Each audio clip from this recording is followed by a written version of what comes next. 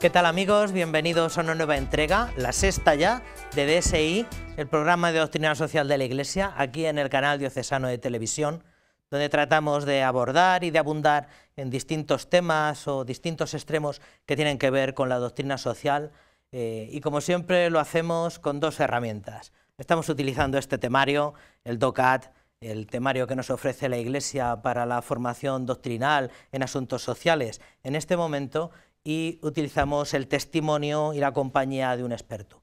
Antes de nada, les dejo con este clip y enseguida volvemos. Juan Pablo II, en la encíclica Centesimus Annus, concretó una lista de los principales derechos humanos. Entre ellos destacan el derecho a la vida desde la concepción, el de vivir en una familia unida y en un ambiente moral favorable, el derecho a madurar la propia libertad a través de la búsqueda y conocimiento de la verdad, el derecho a trabajar, a fundar una familia y a educar a los hijos. Fuente y síntesis de estos derechos es la libertad religiosa, entendida como derecho a vivir la propia fe. La paradoja del positivismo jurídico es que es incapaz de ofrecer un fundamento sólido para los derechos humanos. La calificación de crímenes contra la humanidad, la creación de tribunales internacionales con leyes que no son las nacionales para juzgar esos crímenes contra la humanidad, remiten inevitablemente a un derecho natural, a un derecho común que está por encima de las normas positivizadas. Si no se fundamentan en la naturaleza humana común a todos, es lógico que los derechos humanos sean discutidos fuera del ámbito occidental.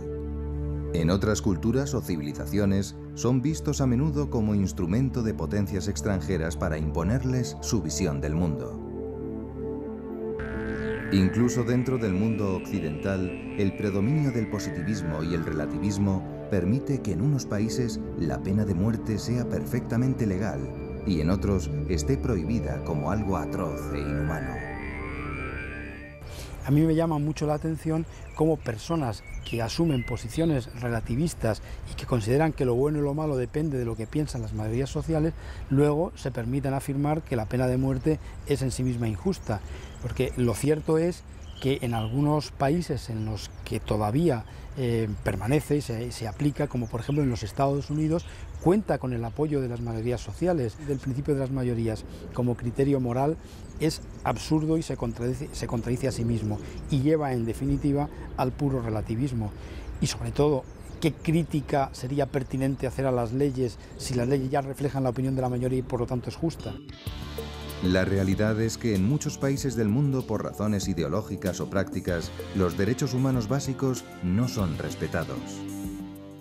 Hay un mundo de declaraciones, hay un mundo semántico y hay un mundo de la realidad. La Iglesia está interesada en justo lo contrario, menos declaraciones y más aplicaciones. Resulta curioso que todos los países del mundo, incluidas las dictaduras claras y nítidas que subsisten, todas hacen informes a la ONU diciendo que son estrictos observantes de todos los derechos humanos y que en sus territorios se garantiza la aplicación de la Carta. La invocación de una libertad es inseparable de la responsabilidad, de la cultura de la responsabilidad, de sentirte responsable de tus actos. Los derechos humanos no son una concesión graciosa y como no son una concesión graciosa, son consecuencia de un estatuto en el que los derechos y los deberes van juntos. Hay, por tanto, una correlación entre deberes de justicia y derechos. La doctrina social de la Iglesia insiste en que ambas cosas están correlacionadas. Por ejemplo, pues el derecho a la educación exige el deber de poner los medios para aprovecharse de todas aquellas facilidades que la sociedad nos proporciona para educarnos. El magisterio de la Iglesia sitúa la raíz de los derechos del hombre en la dignidad de toda vida humana, dignidad otorgada por Dios, que asumió nuestra naturaleza y la redimió.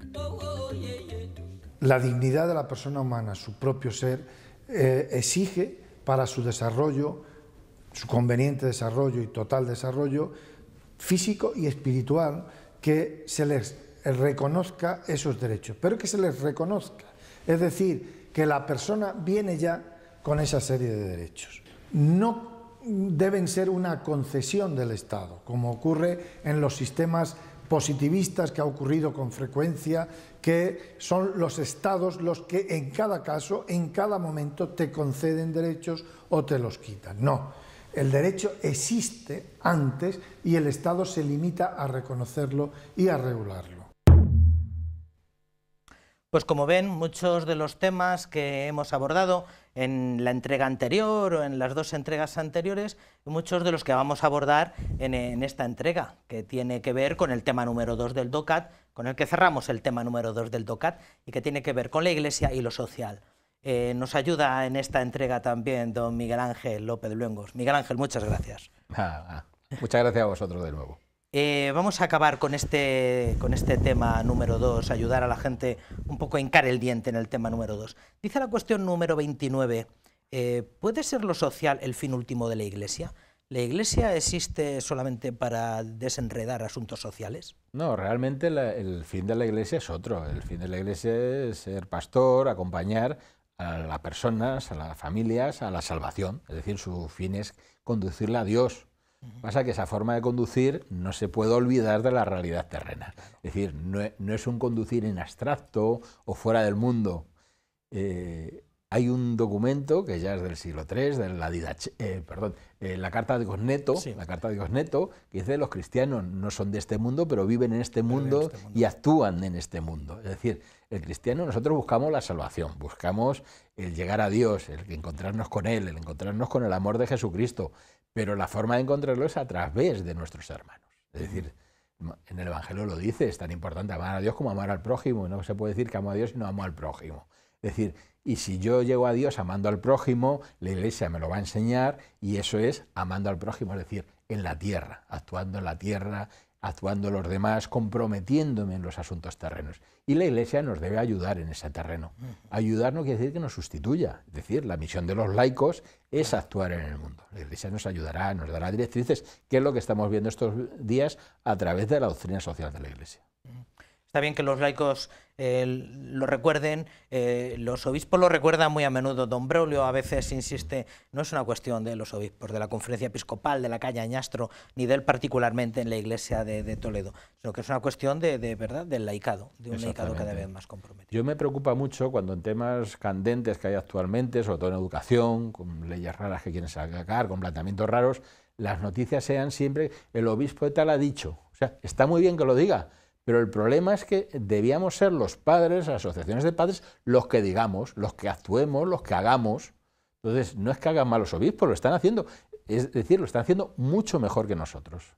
Es decir, la lucha no, porque no es... Es decir, el actuar en el mundo, el vivir en el mundo, el amar a nuestros hermanos, nos corresponde a los laicos. Nos corresponde un protagonismo que estamos dejando.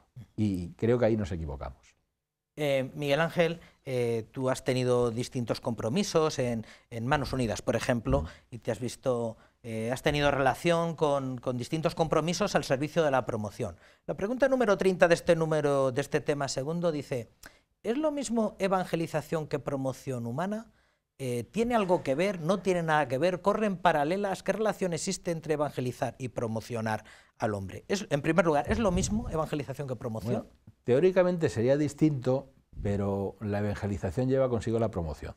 Es decir, si decimos que predicar el evangelio es predicar el mensaje del amor de Dios, pues hombre, cuando amo a un hermano, cuando me preocupo por él, cuando me preocupo por su bienestar, estoy buscando también su promoción. O sea, directamente no, pero indirectamente sí, y además no evangelizo, sino ayudo a la promoción de los demás. Es decir, todos los seres humanos tenemos la misma dignidad y debemos luchar contra esas diferencias. Y es decir, el mensaje del amor que nos ha dado Jesucristo con su ejemplo, su morir por nosotros, el vencer al pecado, solo tiene sentido si nosotros lo seguimos y lo hacemos de la misma forma. Y eso lleva consigo promoción. Ya los primeros cristianos vendían lo que tenían y lo compartían entre ellos. Pero esa no era su finalidad era el reino de Dios. Pero claro, llegas al reino amando a los demás. O sea que cada vez que los cristianos llevamos a cabo un proyecto de promoción de la educación, de promoción de la sanidad en clave cristiana, eso también es evangelizador. Exactamente. Si muchas veces se ve cuando hay misioneros en otros países, ellos no van directamente a predicar el Evangelio, van a preocuparse por ellos. Y mediante esa preocupación es como predican el Evangelio. Lo podría ver de otra forma. Es decir, si no me preocupo por los demás, ¿qué Evangelio estoy viviendo? Es un Evangelio, un abstracto que no vale. Hace poco hemos vivido, para toda la Iglesia y para los que vivieron los años 80 y sobre todo para los cristianos en Hispanoamérica, la canonización de Monseñor Romero. Ha sido como la culminación de muchos esfuerzos y nos pone en el contexto de los años 80 con todas aquellas complicaciones y tiene que ver con la pregunta del DOCAT. ¿Hasta qué punto tiene que implicarse la Iglesia en asuntos sociales? ¿Dónde está la frontera? ¿Hasta dónde uno tiene que llegar y a partir de dónde no pasarse? Vamos a ver. La Iglesia, y lo dice muy claro la doctrina social de la Iglesia, no tiene como fin gobernar el ámbito civil. El bien de la sociedad no le corresponde a la sociedad, esa es misión del Estado. Le corresponde al Estado buscar el bien de sus súbditos, vamos, de sus ciudadanos, es más correcto la palabra, de sus ciudadanos, buscar el bien común, buscar que acaben las desigualdades. Eso no quita que la Iglesia puede ser colaboradora, es decir, por los mismos principios que estábamos comentando antes, sigue muchas veces caminos paralelos, con lo cual la Iglesia y el Estado, desde distintos planteamientos, desde distintas ópticas, pueden y deben colaborar. No tiene sentido que el Estado no colabore con la Iglesia, porque si el Estado busca una justicia social, necesita de quien sepa de justicia social. Y nadie sabe de justicia social como la Iglesia. Ninguna organización existe en el mundo, incluso para un no creyente, que tenga tanta gente preocupada por la justicia social, por los demás, como los tiene la Iglesia, por sus cristianos comprometidos. Con lo cual es necesario la colaboración entre la Iglesia y el Estado, cada uno en su ámbito, sin meterse ninguno en el ámbito del otro. Eso ya se proclamó después del Concilio Vaticano II, precisamente en un texto que fue fundamental, Dignitatis Humanae, es decir, el derecho de la libertad religiosa. Es decir, no debe haber un Estado confesional, se debe permitir la libertad religiosa, pero no se puede obligar a nadie a tener un planteamiento religioso.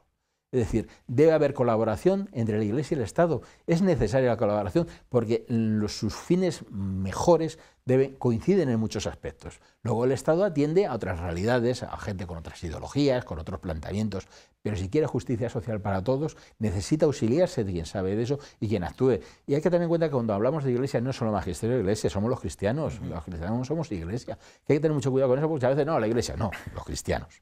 La reflexión clásica lo llamaba la doctrina de la cruz y de la espada, ¿verdad? Que era aquello del poder temporal, el poder religioso, cómo tenían que ayudarse, colaborar, sin solaparse y sin... Pero eso merece una actualización, ¿verdad? Sí. Bueno, la actualización realmente surgió ya, que lo mencionabas, si no recuerdo mal, en otros programas, de la Escuela de Salamanca, sí, que puso muy claro las obligaciones. En un momento precisamente que en Europa están empezando a triunfar los absolutismos monárquicos, se señaló la importancia que tenían los gobernantes de servir a sus súbditos, que entonces eran súbditos, no ciudadanos. Es decir, la importancia de los pueblos, de las naciones, ¿no? Pues eso hoy en día sí que hay amplia doctrina, la Declaración de Derechos Humanos y las declaraciones europeas de derechos, se ve siempre la importancia de las cosas que hay que salvaguardar, hasta dónde llega el poder del Estado, pero también cómo se tiene que contener, la importancia de la política, pero no todo es política. Ahí es muy importante, lo citamos también otro día, el principio de subsidiariedad. Es importante un Estado fuerte, pero no un Estado que lo ocupe todo, en un Estado que lo ahogue todo. Debe dejar que normalmente cada uno se organiza mejor, la familia se organiza mejor que si me organizan desde fuera. Sí. Cada uno tiene su ámbito. En el programa anterior hablamos del recorrido por distintos papas, vimos un poco la época de Pablo VI, la reflexión sobre la persona, sobre la vida humana, y vimos que el pontificado de Juan Pablo II sí que estuvo más centrado en la reflexión política, precisamente porque él era una persona que venía de un lugar del mundo donde se estaban jugando decisiones políticas y porque cayó el muro de Berlín y también se puso en cuestión el orden político o los distintos modelos políticos. Y sí que hubo ahí una época de mucha reflexión sobre si la Iglesia debería de efectivamente abogar por un sistema político o si tiene una manera de gobierno o un sistema político la Iglesia o la doctrina social. ¿Tiene alguna apuesta o alguna propuesta la doctrina de la Iglesia? Bueno, en principio, en el documento te contesta rápidamente que sí, que aboga por la democracia, y es cierto.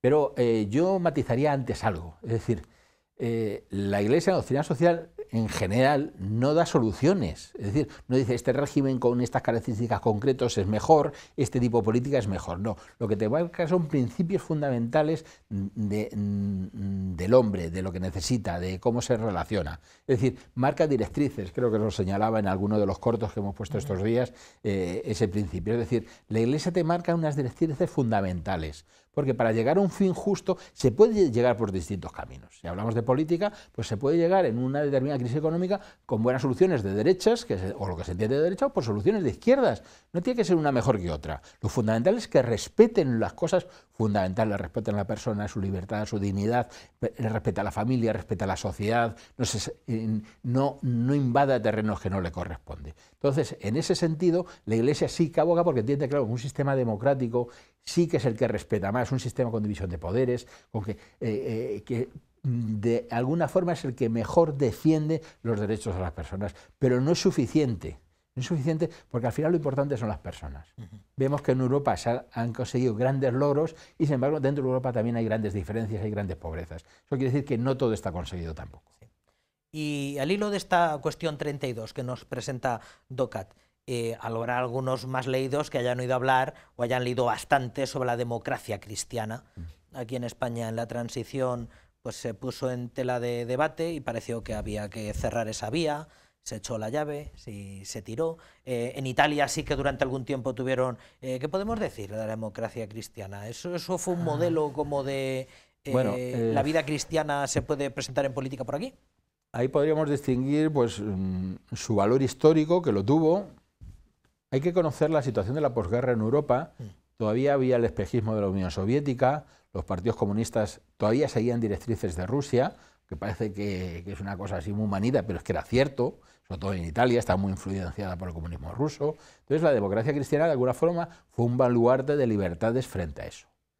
Pero la verdad es que, sobre todo desde el Concilio Vaticano II, desde la declaración esta que hemos señalado antes sobre la dignidad humana y la libertad religiosa, la Iglesia no está abogando por partidos políticos confesionales. Se vio en la democracia cristiana, después de la gran labor histórica que hizo en Italia, luego se corrompió por dentro.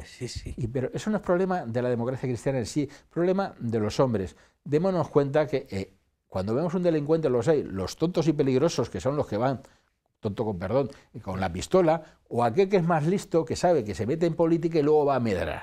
Claro, cada vez que un partido llega con mucho poder, hay gente de esa que se mete a medrar, y eso se ha visto en España con los distintos partidos políticos. En todos ha habido sinvergüenzas de ese tipo.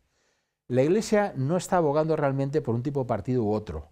Lo ideal no es un partido católico, por lo que decía, se puede llegar a soluciones buenas, a soluciones cristianas, o soluciones compatibles con un pensamiento cristiano desde distintos caminos. Lo que sería importante es que hubiera cristianos en los distintos partidos políticos. Sería mucho más fácil negociar y llegar a soluciones, porque los partidos no deben ser excluyentes unos de otros, deberían buscar el bien común. Y el bien común no le pertenece ni a la izquierda, ni a la derecha, ni a un partido o a otro, sino muchas veces cada uno tendrá su parte de razón. Eso es parecido a la educación de los hijos. ¿Qué es mejor, un padre autoritario o un padre muy liberal? Pues depende del carácter de cada uno. Lo que importa es que quiera a sus hijos. Y a lo mejor el padre puede ser más autoritario, la mujer más liberal, o al revés, pero si hay cariño, el carácter más autoritario y más liberal es secundario. Lo que importa es el cariño que tienen tus hijos y cómo se transmite en el tiempo que les da.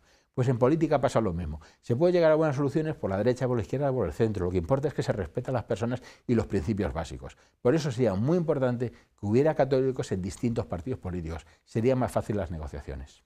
El año pasado que tuvimos en esta misma sintonía Fernando Sebastián, que ya estaba en la sala de máquinas en la época de la transición, nos hablaba efectivamente de esto, de que cuando se plantea la posibilidad de al comienzo de la transición, si hay que optar por un partido eminentemente confesional, el episcopado español vio necesario y desmotivó a los que estaban motivados para invitarlos a que se fuesen diluyendo, no sé si diluyendo, pero que se fuesen... No, y ello quizá fue la causa de que fracasara. Hubo unos buenos intentos de demócratas cristianos con cierta dispersión, porque había varias corrientes y fracasaron bastante. Sí, al final quedaron como una corriente dentro de un partido y ya se han diluido. Se han ido diluyendo. Se han diluyendo. El problema es que se ha diluido tanto que actualmente en el ámbito político no se ven cristianos comprometidos.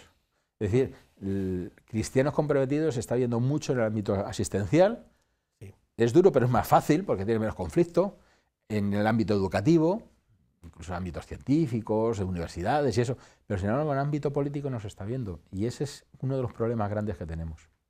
Esto nos conduciría a un excursus muy amplio, pero sí que uno tiene la impresión que lo pasa mal uno cuando trata de vivir la vida cristiana íntegramente. Es muy difícil. En una maquinaria, porque yo creo que los partidos políticos, por lo menos los que conocemos en España, tienen una maquinaria muy férrea, donde el margen de libertad es poco y creo que lo pasan mal. Dice la cuestión, en la cuestión 33, pregunta explícitamente algo que yo creo que ya hemos tocado en alguna otra ocasión. Dice, ¿no sobrepasa la Iglesia sus competencias implicándose en cuestiones sociales y saliendo de la sacristía? ¿No es como una especie de abuso muchos políticos en España piensan que cuando la Iglesia brinda su opinión sobre algún tema que trasciende lo doctrinal, ya le tildan de que está... Sí, muchas veces se dice que lo religioso debe ser el ámbito interno. Pero bueno, eso es un error, es decir, todo se puede traducir en una sociedad democrática en el ámbito externo, salvo religioso, pues es un poco absurdo. Es decir, yo mi religiosidad, mi forma de querer, mi forma de amar, mi forma de entregarme a los demás, pues pasa por mi familia, que ya empieza a ser algo externo, porque mi familia, mis hijos van a mi mujer trabaja, mis hijos van a los colegios, con lo cual ya empieza a traducirse también en el ámbito externo, mi forma de relacionarme con los demás, si soy un ser social, pues vendrá influido por mi planteamiento religioso y es un ámbito externo, es decir, es un absurdo, es decir, un planteamiento ético interno pues podrá ser una persona contemplativa, un religioso que no salga a un monasterio, que no es que esté mal, está muy bien, es una vocación, pero a la que está llamado unos poquitos, claro, que serán santos todos seguro, pero los laicos estamos llamados a actuar en la vida. Pues igual que una persona que tiene un planteamiento ecologista o lo que sea, a nadie se le plantea que un ecologista tiene que ser ecologista en el ámbito interno, todo lo contrario, anda que nos da muchas veces guerra, muchas veces con muchísima razón. Es decir, todo mensaje que además procura el bien de los demás, el querer, el mensaje cristiano es el amor. Incluso Benedicto XVI lo dice, la caridad es la línea maestra de la doctrina social, es decir, es el amor, la preocupación por los demás. Hombre, la preocupación por los demás no puede ser de ámbito interno, nacerá en el corazón, pero necesita desarrollarse. La penúltima cuestión de este tema, así verdaderamente que puede ayudar a nuestros oyentes, pregunta, ¿la doctrina social es un sistema cerrado como la doctrina teológica, ¿no?, donde se dirime una cuestión y queda cerrado con un dogma? ¿O es la doctrina social un sistema acabado o posiblemente terminado, ha abordado todas las cuestiones que pueda abordar y bueno, pues como decíamos, pues las va renovando la perspectiva conforme vayan cambiando los tiempos, pero es un sistema acabado, cerrado, hermético? Si me he logrado explicar bien estos 3 días, yo creo que ya cualquiera podrá saber que la doctrina de la Iglesia, por un lado, tiene unos ejes, unas directrices fundamentales que no cambian, pues el bien común, el principio de subsidiariedad, el destino universal de los bienes, la preocupación por la dignidad humana, eso siempre está existiendo, pero luego a cada momento histórico, vimos el otro día, cómo sale un mensaje del Papa que esté en ese momento afrontando esos problemas. Es decir, la doctrina social de la Iglesia va evolucionando con los problemas de cada momento, mantienen los principios esenciales, no se pierden esos principios esenciales, pero van dando contestación a los problemas. La sociedad humana es muy dinámica, actualmente es mucho más dinámica, con lo cual necesita un gran dinamismo. Podemos hablar de la Labor in Excelsis, una gran encíclica sobre el trabajo humano. Ahora estamos viendo que surgen nuevos grandes problemas sobre el trabajo humano, que incluso el trabajo humano va a ser sustituido o está siendo sustituido mucho por las máquinas. Sí. Pues llegará un momento que la Iglesia se manifieste. Cuando el Papa Benedicto XVI promulgó la encíclica Caritas in Veritate, se iba a haber hecho 2 años antes porque era el aniversario precisamente de la Populorum Progressio. Y iba a hacerse 40 años después, pero resulta que llegó la crisis y el Papa esperó 2 años para dar una contestación a ese problema que está surgiendo. Es decir, tiene unos principios que se mantienen, pero luego se va dando contestación en cada momento. Hemos hablado varias veces del compendio de doctrina social de la Iglesia, se hizo Juan Pablo II, parecía que ya había un gran corpus de doctrina social, se hace el compendio coge todo, pero claro, llega Benedicto XVI y saca Caritas in Veritate y dice, Sí, es cierto, el amor es lo fundamental, siempre se ha dicho, pero es que el amor es la línea, el eje central de la doctrina social. Y te saca toda una encíclica sobre la importancia del amor y la relación del amor con la verdad, porque dice que el amor sin la verdad es puro sentimentalismo. Claro, pues todo lo que venía al convenio, no es que no sea cierto, todo vale, pero es que sigue creciendo. Y llega Francisco y nos está hablando ya de la Laudato Si, la necesidad de cuidado del planeta. Sí que se había tocado antes, pero ya es que es un problema que, por desgracia, los cristianos, que teníamos que ser pioneros en cuidar nuestro planeta por el regalo que nos ha hecho Dios, nos estábamos olvidando. Y el Papa va a nuestro corazón. Se basa ya en lo que habían dicho, se ven los primeros capítulos, pero luego te dice, es que todo está conectado, el ser humano con la naturaleza, consigo mismo, con Dios, y todo tiene que ver, no se puede hablar de cuidar de la naturaleza si no cuidas al hermano, y no se puede hablar de cuidar al hermano si no cuidas la naturaleza. Es decir, sigue creciendo la doctrina social porque surgen nuevos problemas y es necesario el acompañamiento y las soluciones. Finalmente, y por acabar con este tema, la doctrina social ya nos va quedando claro que no solamente es para los cristianos que quieran formarse, sino que es para todos los cristianos, independientes, porque en realidad todos los cristianos tenemos que formarnos en esto. Pero es más, ¿esto está destinado también para los no cristianos? Pues sí, bueno, ya desde Juan 23 lo decíamos en otro programa, va destinado a todos los hombres de buena voluntad.